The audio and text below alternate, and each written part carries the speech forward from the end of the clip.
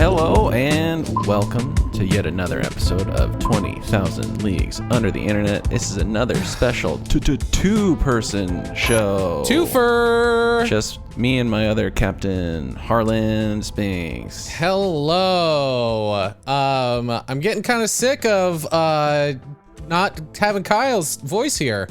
I'll be honest. It'd be nice to have a third opinion on some of this stuff. I do miss the chaotic energy that he brings sometimes. I specifically miss, it's weird. We made a joke last week about how often he talks about Supernatural, but I kind of miss it. I kind of want to learn more about the lore of Supernatural. Yeah, I'm ready. My body is finally accepted that it's going to be a part of the show somehow. So yeah, he did have a close call with the Supernatural knockoff mugs he was making because they did check his ID in Germany. Mm-hmm. He did get wanded in Frankfurt, I believe. So he got by just barely. Just squeaking through here. But yeah, this week we are gonna do a fun little a little catch of the week episode like we've done before, which is fun. We have a bunch of smaller topics that aren't large enough to talk about all at once. So yeah, it's gonna be fun. It's gonna be exciting. And then next week. Next week. Tease a little bit about next week. Let's talk about next week because we were so excited. We kind of jumped the gun, John and I. Yesterday, because I put it in my calendar that Fat Bear Week starts at the end of September, and I got a little pop-up that said, Fat Bear Week. It's coming, baby. It's coming, and I went immediately to the website while I was having my morning deuce, and I was texting John, like, it's here, it's happening. We need to do, like, an NFL draft pick sort of situation. We got to do it in the next couple of days. And then John was like, this list is really short. And I was like, oh, hang on. This is, what did I call it? The junior division? Yeah, Fat Bear Junior. Fat Bear Junior. So Fat Bear Junior happened today. I didn't check in on it, but I don't really care. That's like looking at little league stats. Why do I care? League. Exactly. But for the pros. We want those big boys, dude. So Fat Bear Week starts next week. We will be able to do that with Kyle. Mm-hmm. And we are going to do an NFL draft sort of situation. Yeah. We have 12 big boys. We have 12. We have a full dozen. And then we each get 4 big boys to go head to head. Yeah, so it'll whittle it down. We'll do it every week. I think next week we'll do like the full episode is probably going to be just about Fat Bear Week. Yeah, I feel like we can get pretty carried away. And then, when it comes to big fat bears, we have opinions, guys. Try and contain us. Just try. But I think what we'll do after that is just like do quick updates at the beginning of every show until Fat Bear Week concludes. So yeah. Stay tuned for that little check-ins. But John, do you want to start us off, or should I go first? I can give a go. So I was just on a little vacation myself, and I visited the East Coast. I went to New York, and the hotel that we were staying in, wonderful. East Village, fantastic. Love Manhattan. Classy, upper crust. Oof, so good. But we're staying right across the street from Webster Hall. Okay, now what's that? And it is a legendary music venue. Got it. Yeah, fantastic. And on the marquee was Shrek Rave, sold out. Oh, I think I saw a photo of this. And it made me want to look into it. And I found an article that basically is saying this is a meme that has come to life. Okay. Because it has taken shape in Reddit and in just general shit posts on Instagram of people's unironic, at this point, love of Shrek. Yes, it's come full circle. Yeah, so the article that I found from Mashable is talking about how if Mark Zuckerberg is fighting to move the entire world online into the metaverse, then Cash, which is spelled Ka5sh, is one of the many forces battling to do the exact opposite, which is bringing a meme to life. I feel like there was a dip in Shrek memeage for a little while. And I don't know, what's the traction like on this Shrek Rave situation? Massive. Okay, good, cool. So Massive. Shrek is back in a big way. They have sold out almost every rave that they've done. So it started in New York, and Cash is a New York Instagrammer, and that was like kind of the home turf show. Got it. But they've done it a number of times. That was, I think, the second or third time that they've sold out Webster Hall. It was in San Francisco just recently, and is now coming back in October. So get your tickets, everybody. All of the marketing is basically just like, it's dumb, just come and have fun. Like it is very like, Oh my god, dude. guys, like, just, it's stupid. Can we just come and dance? Like, don't ask questions, just show up. I'm sending an image in the chat just for me, so I know to put it in the video, of I don't know if it's necessarily a yassified Shrek fella, but I just came across this bad boy. I don't really know what's going on there. Yes.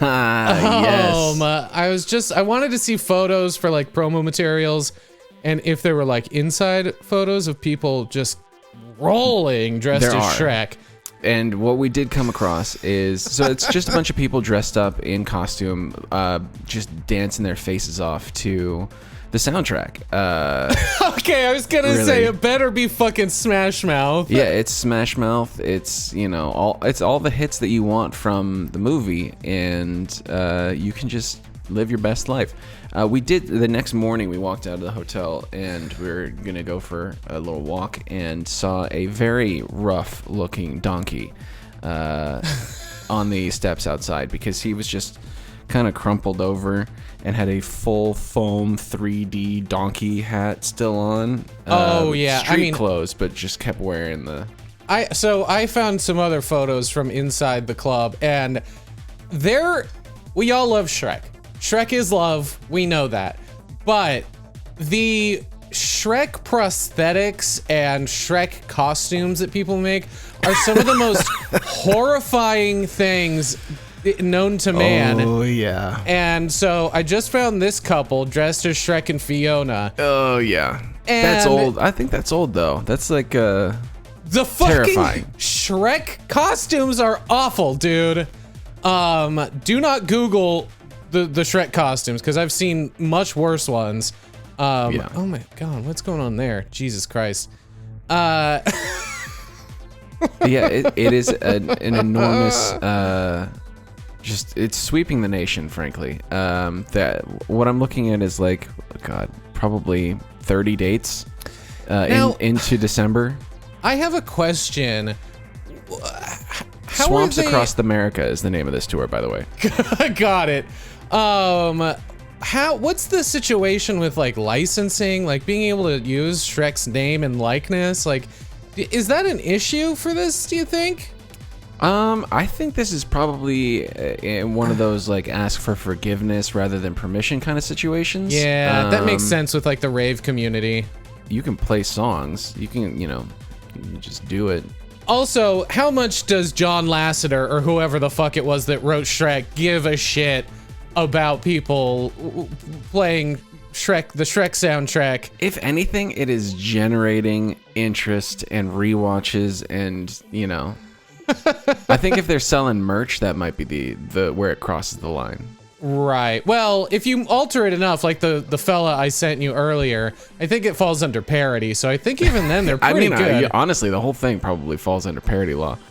Speaking of big, monstrous sort of cartoonish characters. Oh, what a transition. Yeah.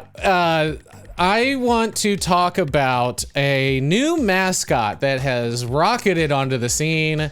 And the internet is just eating this boy up. Spain has created... I was gonna say, somebody has dethroned Gritty. No, Gritty is king. Gritty is like the Shrek of mascots. No one will dethrone that monster. In the future, in terms of Shrek. Or Gritty. Or Gritty. So, I wish I could find the original tweet, but I was on Twitter this morning and somebody posted a video and I watched it before I read what it was, and I was absolutely horrified. And Spain has created a new mascot for their public transit system. Now, before I show you this, how do you think a municipality would conceptualize a public transit mascot? Because like anthropomorphized something, or this is just yes, it is. I mean, I'm thinking like a rail system kind of thing, right? Like we're talking like a Thomas the Tank Engine kind of almost. Well, maybe.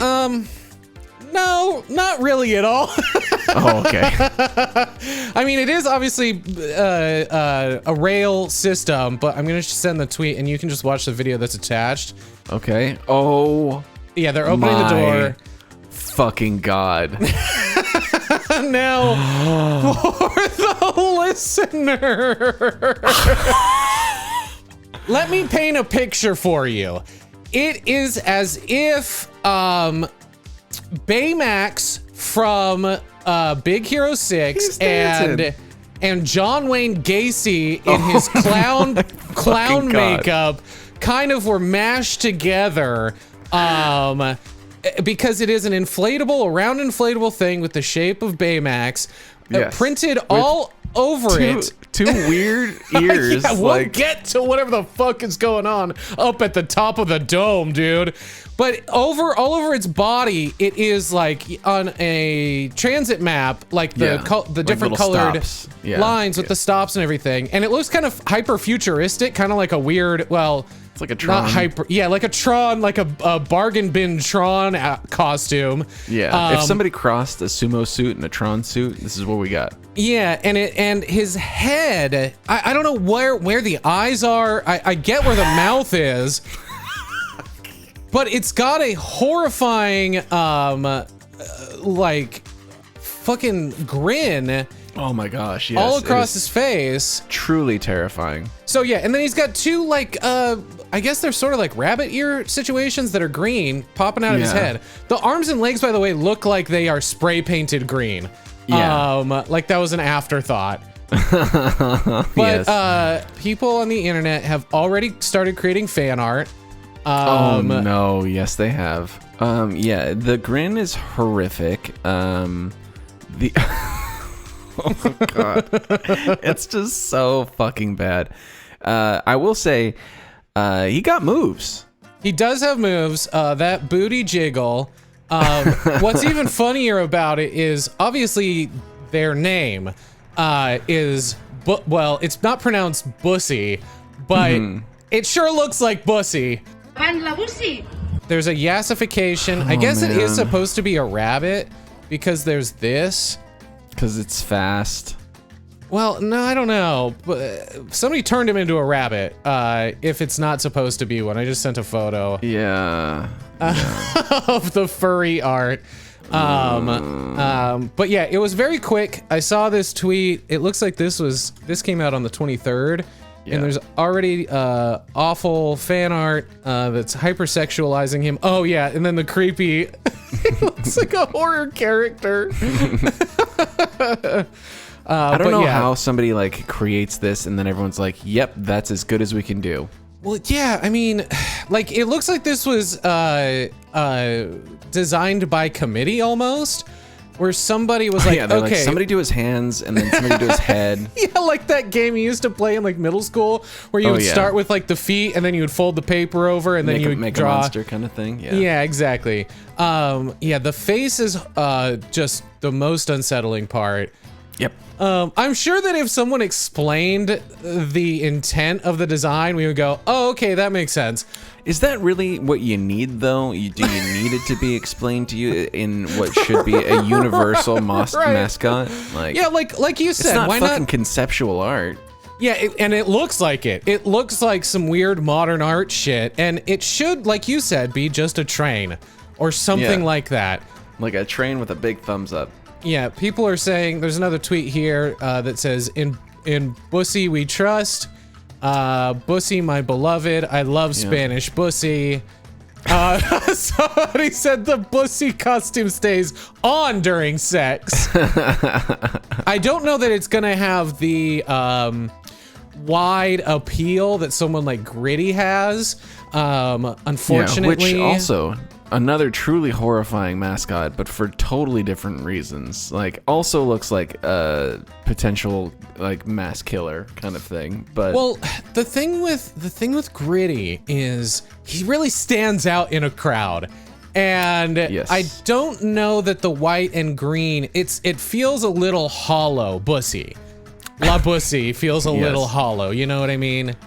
So like I think that they started with the like, what if one of these stops was a belly button? Sure. And that was it. That was as far as the discussion went, and they're just like, get it to print. Like somebody put a sketch together. Yeah, like, you know, looking at Gritty or Murphy, the Nerf guy. Yeah. Like, someone loved that creation.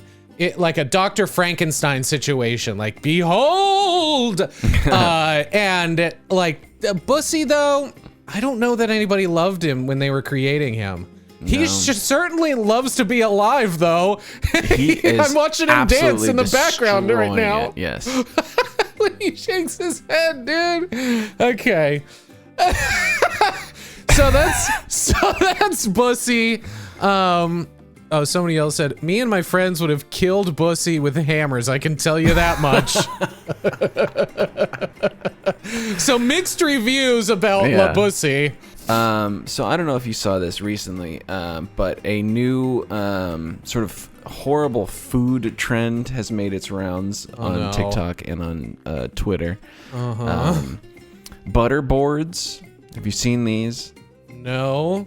I am intrigued. It is essentially a charcuterie board, but just all butter, baby. Now, is it a slab of butter or multiple types of butter? Oh, it is one. You're gonna show 1 me a photo, pound. Here, I'll send you a link. It was basically like somebody just takes a thing of butter and then spreads it all over a cutting board, and then puts like stuff on it, and then you're supposed to just drag bread through it as like a fun party thing. Now, John, did a white person come up with this? Yes. Okay. Yes, they did. Justine Dorion created this, which I was looking at other things on Twitter that were saying that this has existed in a cookbook for years, and this is just like it's taking off for some reason. But she's a full-time Brooklyn-based recipe developer and blogger, and did the first one of these, and then it just took off. People loved it because for some reason, the next thing from a charcuterie board, which also people went nuts over the pandemic because everybody loves a snack. Everybody loves a snack. They were so annoying about it, though. But yeah, it was just like insane and huge and all these things on it, and now it's butter, which like honestly, it's just there's so much yuck to this. Someone on Twitter said, and then they put olive oil on top of the butter. So yeah, cool. Because you want two different kinds of fats. Am I the only one that sees these new butterboard trends and thinks, oh joy, dragging my food through oxidized fats mixed with other people's spit and finger grease? Yeah, listen, man, I'm all for a nice sourdough loaf with a big, thick piece of butter and some finishing salt. Absolutely. But I don't want it spread out in a sort of confectioner's, like, I don't even know what it's called, like all fancy look. It just makes butter look gross because at the end of the day, butter is gross. Most dairy products are gross, and I consume all of them. But every day, I want it in a place like stationary, like on the thing, controlled on the thing I'm about to take a big bite of. I don't want it on, like the person said, on a board where people are just breathing on it. Other folks, just putting their stuff in it. Yeah, and then we're back. You know what this reminds me of? It's like the fucking avocado toast bullshit, like when that fucking blew up. And then a bunch of boomers started being like, well, maybe you'd be able to afford housing and healthcare if you didn't eat all that avocado toast. I feel like, guys, we didn't learn with avocado toast. They're just going to use this for fodder to blame our financial woes on butterboards. And in this case, they will be correct because you're just like, are you going to sit? You're going to sit there and tell me that you are going to sit and eat an entire thing of butter? Or worse, scrape it off the board. Oh yeah, when it's all like warm and just little. The other thing too about butter, like I'm not one to put it in the freezer because I like it to be spreadable at basically any time of the day whenever I want that slice of bread or that toast. And so you can leave butter out. Like it doesn't have anything in it that's gonna like rot and mold, right? Like that's the thing about butter. So yeah, it's shelf stable. But if you get even one tiny crumb in your butter dish and you don't address it, that shit stinks to high heaven, baby, within a couple of days. I can't even imagine what would happen with this bullshit. Just all of the microscopic fungus and dust particles and bacteria floating on it, and then you're gonna try and save it, dude? Get rid of it! What are we doing? This is so wasteful. Yeah. The only thing that I did see that was like, no, I'm not even gonna say it. I take it back. Cause like I'm honestly, this is coming from a level of like purist of like, I just want to have like a little dish of butter and then my bread. And I'm gonna take that, just put it on the butter or put and that's it. I want a tiny little, like the smallest little like knife that I can have just so I can control it. Just put it exactly where I want that butter. On every bite. I also really hate the way, and this has been going on for basically since like food recipes have been a thing, but the way people talk about these types of recipes, like there's a link in that article you sent that goes to an Instagram of them making this fucking atrocious looking butterboard, and it says butterboards are going viral and you need to know the best way to make one. And it's like, no, I don't. No, I'm good. I actually don't need to because you've done it and I've seen it and I hate it. So get this off of the internet. God, there's other photos of it and it's just like a pile of garbage. It's just why, like. Well, that's the other thing. It feels like you make one of these. I mean, charcuterie in general feels like, okay, I have all this leftover salami and cheese that there's not enough to make a sandwich. I don't know. I'll cut it up into smaller pieces, put it on a board, and call it like a fancy meal. Yeah, don't get me wrong. I love, like, we were raised on this shit. Are you kidding me with the fucking Lunchables? Like, we're just ingrained in us to have a snack plate. And so, like, put it together, put it on a little cutting board, you're set. But totally. I'm not just dragging shit. Yeah, like this butter thing feels like we've gotten so in the weeds with using all of our leftovers that now it's like, oh shit, I have like 24 of those red chili flake packets from Round Table. Right. What do I do with them? Oh, I'll just put it on a butter board. I have that half-fused lemon in the fridge that God knows when I'm gonna use that next. I guess I'll use some of that shavings on the butter board. And it's just like, none of it makes sense. You're just putting trash on a pretty versatile, I don't know if I would call it a condiment, but a versatile food item. I would say, well, yeah, it's many things. Right? That's what I'm saying. Many things. But like, it's just, you're making one good thing and you're turning it into garbage. Yeah, and let's face it, the butter ain't cheap. You know, butter is not cheap. You're gonna waste like $6 worth of butter on the thing. Yeah, this sucks. I hate the internet's fucking obsession with food recipes and like trying to blow people's minds. Look what I did with my butter. Fuck.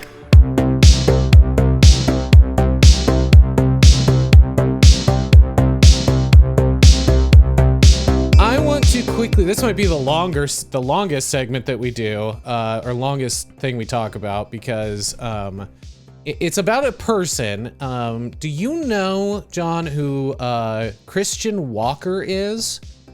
No, I don't think so. So, he was brought to my attention maybe like a year ago on TikTok, and he is a influencer, I guess. Okay. He is a gay black man who is also extremely conservative. And he has sort of gained traction for the hot takes that he posts in videos. He also, I guess I should say, his dad is a ultra conservative Christian footballer, like football player, like for the NFL, I believe. Okay. I'm looking at it. So his dad is Herschel Walker, who is currently running for Senate. Yes. Retired NFL player. Yes. In the state of Georgia against Raphael Warnock, who he's just going to get destroyed by. Yes.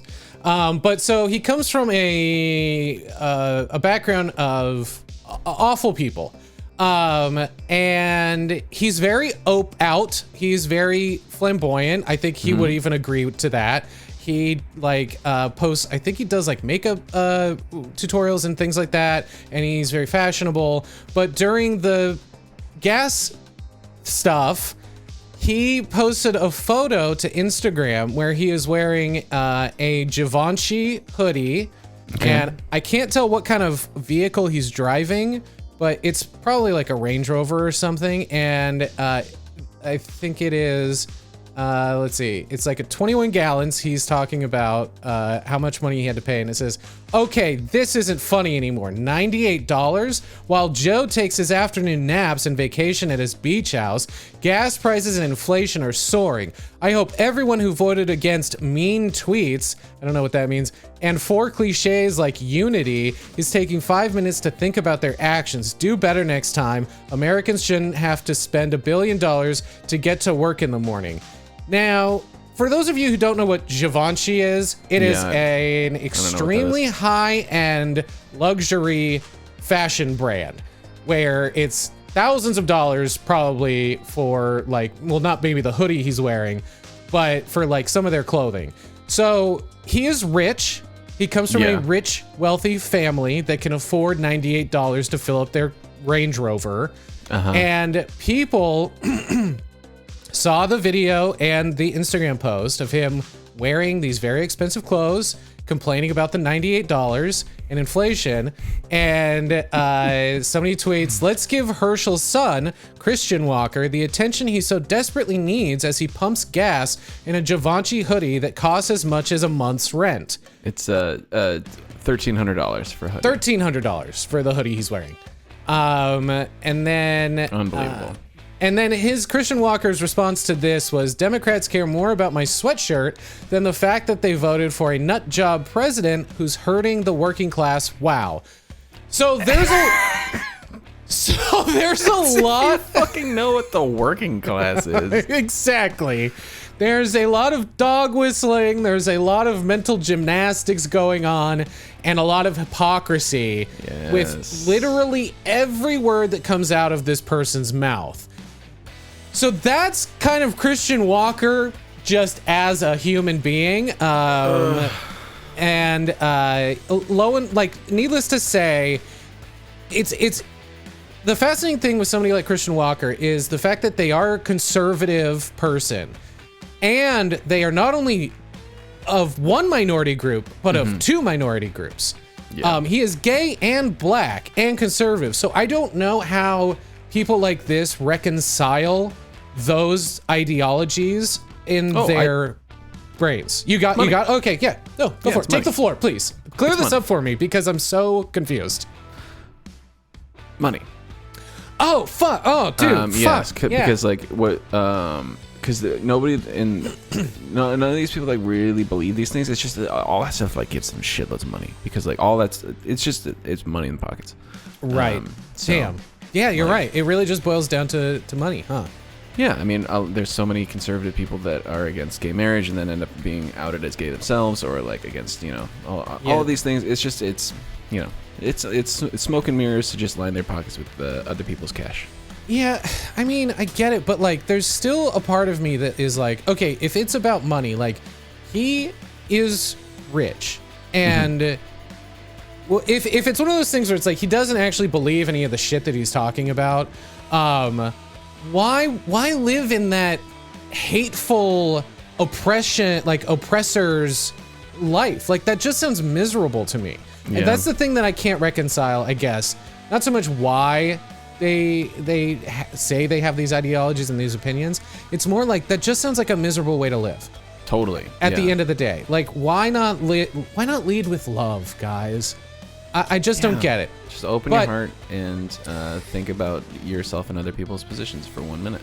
Exactly. Yeah, it's called empathy. But all that being said, it kind of leads perfectly into what happened with him recently. Was he moved? He lived in Los Angeles, of course, but he recently moved to Florida. And because he was like talking about, well, here's a tweet. I moved across the country because of this man. He's talking about the Governor DeSantis. Thank you, Governor DeSantis, for making sure kids are protected at schools. Okay.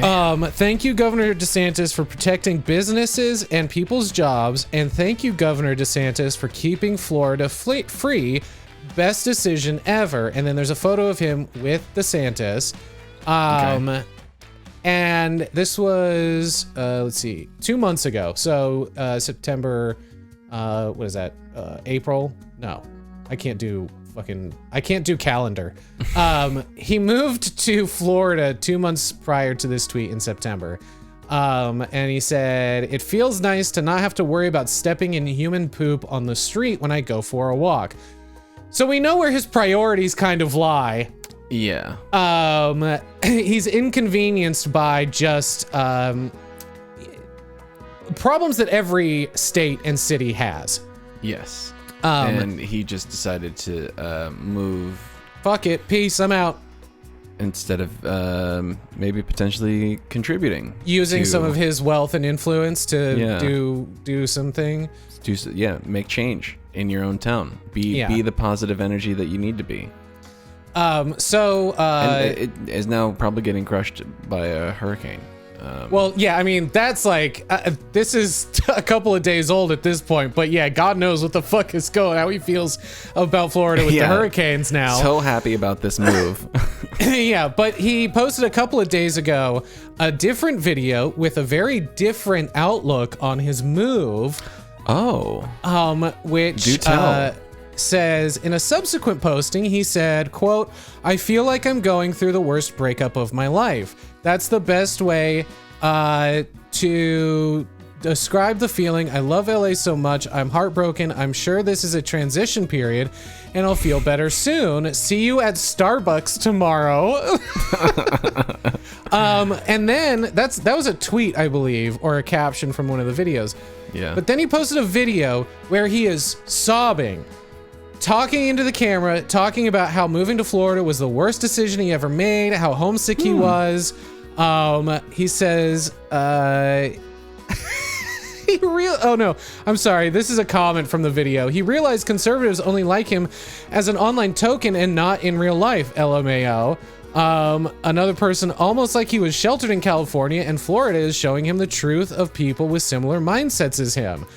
Yeah. So yeah, this is I don't want to say it's justified, and I can't speak to exactly the experience that he had, but I can probably make a pretty educated guess that he moved to Florida as a gay black man and immediately got called the F slur and the G slur and the N word. Like, I'm sure almost immediately he realized, oh no, what everyone hates all of the things about me.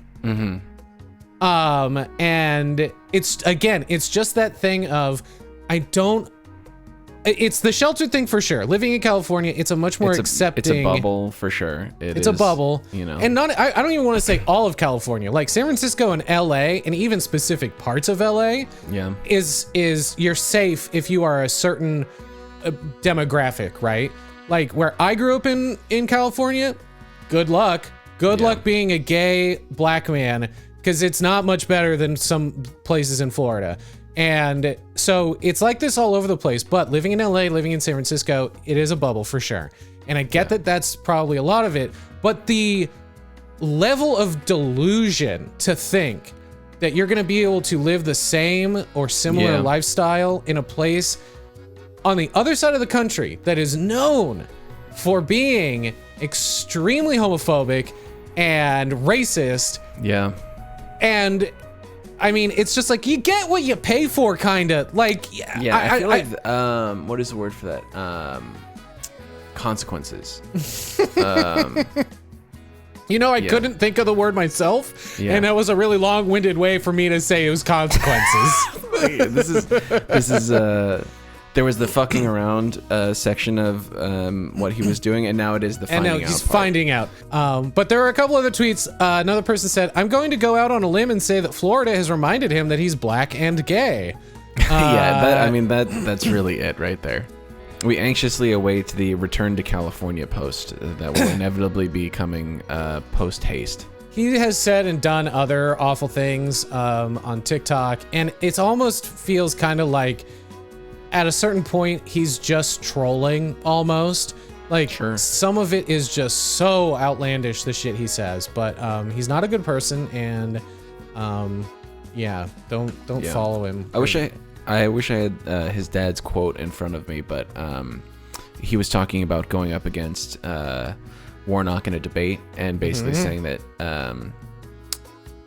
he was not a smart man and that he was just going to get destroyed. I saw that shit. Yes. So his entire platform of his current campaign is like, I'm not a very smart guy. I'm not a very bright man. I'm not a very bright man, and I don't talk so good. And he's got all those nice suits, and he's just gonna destroy me.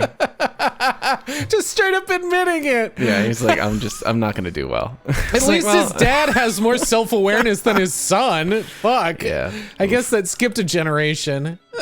Oh man. Well, let's see. I've got one more that I can share here. Cool.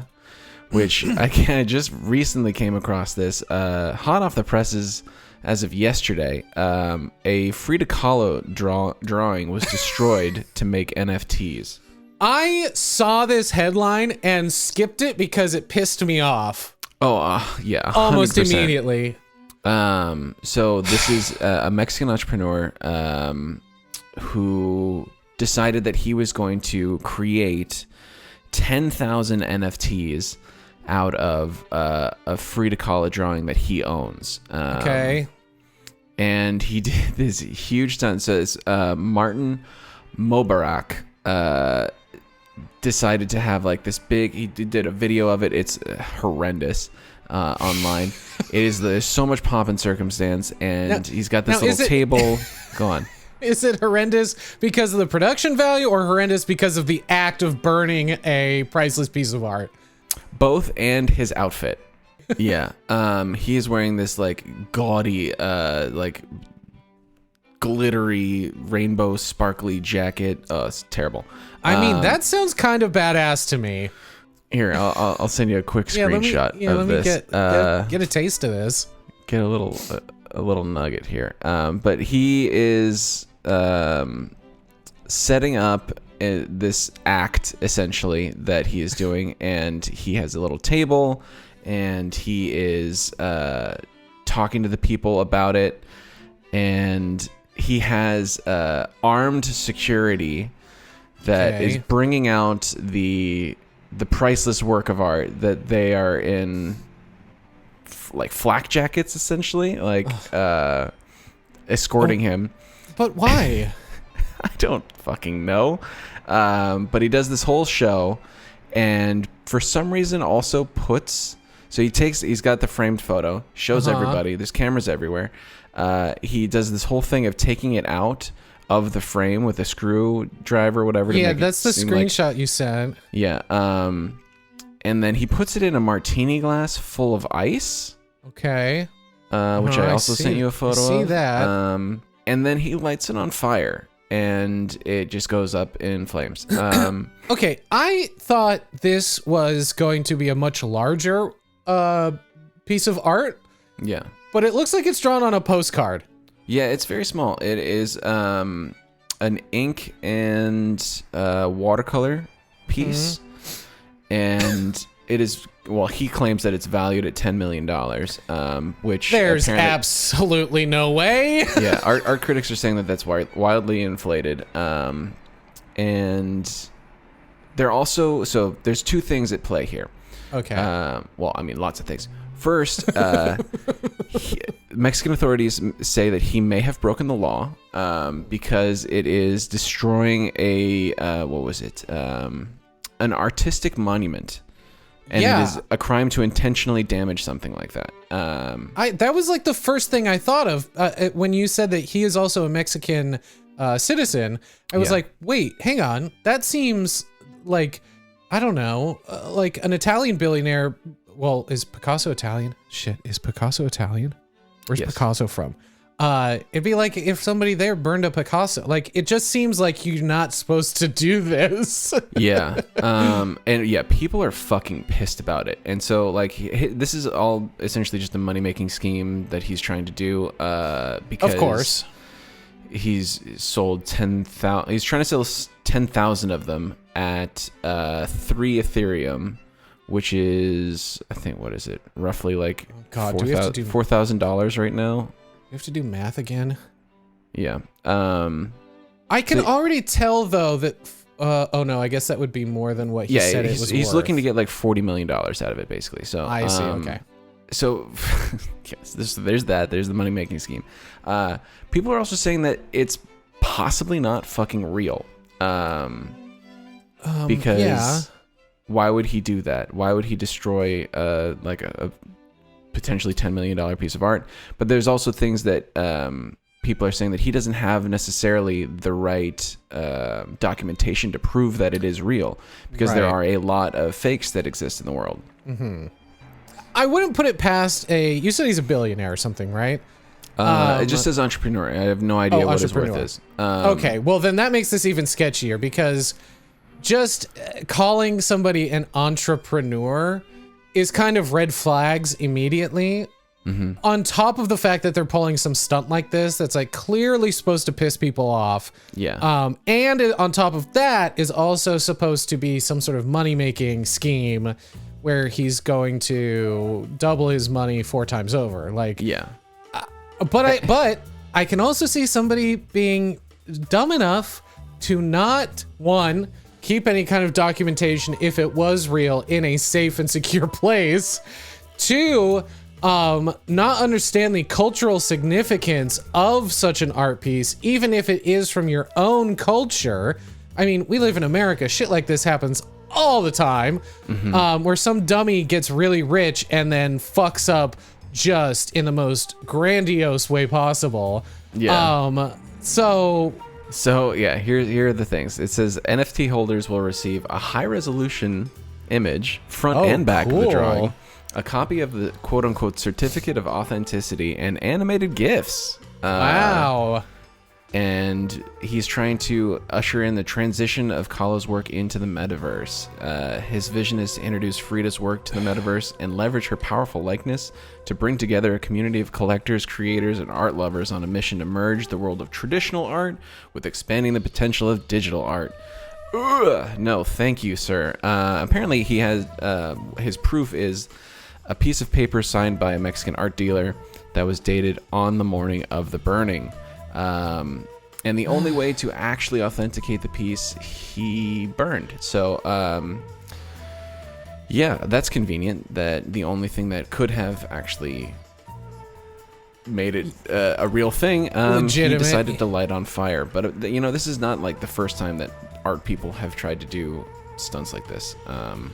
Yeah, I mean, the one I can think of off the top of my head was the Banksy, where they built in the shredder and destroyed it. But like that was performance art. That wasn't like sure. Yeah, again, it's that was performance art, and it was the artist themselves destroying their own artwork. Like yeah, but this is, if it's real, atrocious. It is awful. And they should be arrested for this. Yeah, I mean, this is ongoing. It may still be a thing where he has to either produce some sort of actual documentation or I don't know. I mean, what really can you do? It's up to the people whether or not they buy it or not, you know? Yeah. It's like the same thing if I like did a pencil drawing and said that, you know, fucking, I don't know, Rembrandt did it or something like that, and then be like, oh, well, I burned it. Right. I do love like fake art in a way. Like there was a really great documentary about like an incredible art forger, and he was basically just in like a shop in China producing like perfect Rothkos, like perfect Pollocks, and passing them off as real. Damn, a perfect Pollock? That's wild, dude. He got every drop of paint just perfect. Yeah. But he was just like some guy who loved to paint and did it, and like people bought them for millions and millions of dollars and were completely fooled by them. And I kind of fucking want one. Like, yeah, I mean, think it's now sick. I think it's even more fun now that there's like somebody who's famous for forging famous paintings. Like, I want that now. I mean, there is almost a level of skill to recreate something, especially like a fucking Pollock painting. Yeah. To like almost perfection. That seems like more talent than Pollock himself with his big paint can and a hole in the bottom, spinning it around on a string. Yeah. Like, that's incredible. I would rather have one of those fakes than an original Pollock. That's what I'm talking about, man. I think it's great. So the documentary is called Made You Look, and it is phenomenal. Well, I have one last story to talk about. I'm a little late on this one, but that's okay. This isn't necessarily a trending show anyway. But I think, well, apparently it started in 2021. There was a TikTok craze, according to the news, which that's always like, we'll see about this. Something called the Kia Boys. Now, have you heard anything about this? I don't think so, no. Are we talking about those little hamsters? No, the Kia Soul hamsters. Yeah. By the way, though, those guys are fucking cool as shit. Chilling. I love those little hamsters. Well, they're not little; they're actually quite large. Terrifyingly so. So this flew way under my radar. I'm not even sure how. I can't remember how I came across it. If I randomly, the algorithm was like, we'll try to give him this video. Yeah. Just test it. Just testing it out. And I was like, what the fuck is the Kia Boys? So the Kia Boys is basically, despite the name of the trend, it is a trend. It is not like a singular group of people. It is many groups of people doing the Kia Boys challenge. And it's basically just Grand Theft Auto, like the crime. Got it. Where you just steal a Kia and you drive it around. And they've really escalated. Like, we've talked about the teens going wild in the past, but goddamn, now it's like we're getting like 5 to 10 years. Yeah, we were at misdemeanors like early on, and now we're like up into federal level kind of stuff. Jesus Christ. And I recommend people go watch. A guy made a documentary and posted it on YouTube where he talked to some people. I think it's in Milwaukee. And they have masks on, and he blurs out some of their faces, but he talks to them and then watches them steal cars and drive them down the road, like in like joyrides, hanging out of the cars, almost hitting people, almost hitting other cars. So not only is it Grand Theft Auto, the crime, it is potential, like attempted manslaughter and property damage in some cases. Jesus Christ. But this all started because certain model years of Kias and Hyundais, some of those ones too. So, but Hyundai Boys doesn't roll off the tongue like Kia Boys does. Yeah. Certain model years of these cars there is like a flaw in the locking mechanism of the ignition and steering column. Yeah. I've heard about this. There was also a thing with Toyotas too. Oh, okay, yeah. So this is a thing that I assume through maybe nefarious groups of folks who do these crimes for personal gain, it probably got out, right? Yeah. Like people found out, and then some guy filmed themselves showing you how to do it. There's like a whole like tutorial TikTok of a guy with all you need is a USB drive, and what's the other thing? You need like one other thing, like a ballpoint pen or some shit. Crazy. And you just pop off like the front of the ignition, the starter, shove a USB stick into it, and it will start the car. Oh my gosh. And so that's what a bunch of these, and it's a lot of younger folks doing this and stealing their cars and videotaping themselves and posting it to TikTok. The hashtag Kia Boyz was banned or removed from TikTok. Sure. For obvious reasons. Jesus. And I think the other interesting thing about this story is after the documentary that's on YouTube, law enforcement officials used that video to track down some of these people and arrested them. Right, yeah, naturally. It seemed like it was mostly happening in Milwaukee, of all places. I'm not sure why. What's going on in Milwaukee? City. Kia's the highest selling car there, I guess. Something. So yeah, they're equipped with electronic engine immobilizers. There is also a class action lawsuit across the country that accuses the manufacturers of failing to install these immobilizers on the earlier models, making those older models easy targets for thieves.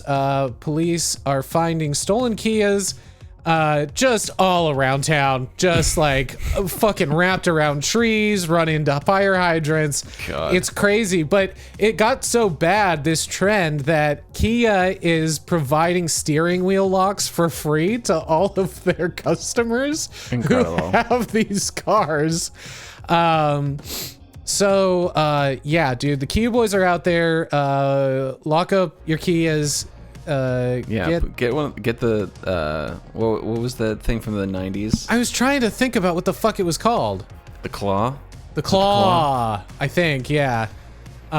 So yeah. The Kia Boys, dude. I don't know, I missed it for a year, and then all of a sudden it was like, that's crazy. Holy shit, this is nuts. There are so many videos of kids that's stealing different Kias than the Toyota thing, because the Toyota thing was like 90s models, and the key was just basically the same on all of them. Because a buddy told me this story that he like was supposed to move his friend's car when he was out of town, and he's like, can you just like make sure it doesn't get any tickets, like street cleaning, that kind of thing. And the guy came back because he did it. He went and moved the car a couple times. And then his friend came back. He's like, what the fuck, man? Like, I got all these tickets. What are you doing? He's like, no, and then they like went to look at the car. He's like, oh that wasn't the car that I moved. So he like accidentally stole somebody's car for a little bit. Incredible. Oh my God. Kia Boys is crazy. Again, I hate to say it in 2 episodes in a row, but teens have gone wild. Shit, crazy out there. They have gone quite crazy. This is too much. I don't like. I can't fathom doing this as a teenager. This is like beyond the line. Like, I was so afraid of cops back then that I would never steal a car. Holy shit. Yeah. But yeah, that's Kia Boys, and I think that's our show. Actually. Yeah, I think so. Thank you. Thanks, everybody. Yes, we appreciate you. Thank you to our newest Patreon patron. We appreciate you. Yeah. This show is basically now being made for you and you alone. We're so excited to have you. Thank you very much. But for everybody else, please go like and follow us. Hit that bell. And follow us on Instagram and TikTok, and we will see you a different time. And also, good luck out there. God.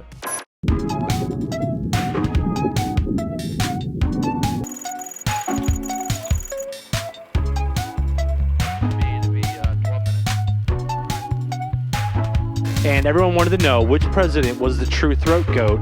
And Okay, I do remember this. And they are all some sort of eldritch monsters of yore, right? She was also selling videos of her farting in the jar. I hate this so much. I hate everything about this. yeah. Secure to starboard.